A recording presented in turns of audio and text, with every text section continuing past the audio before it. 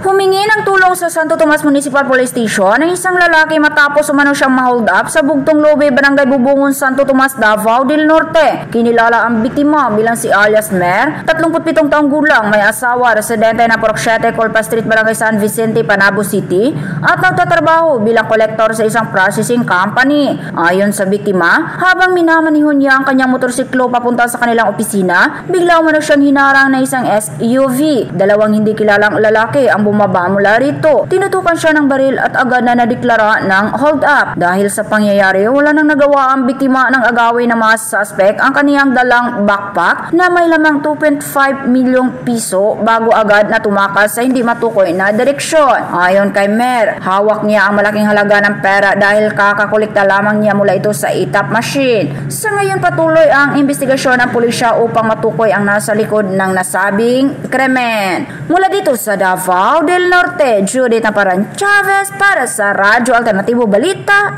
Nationwide.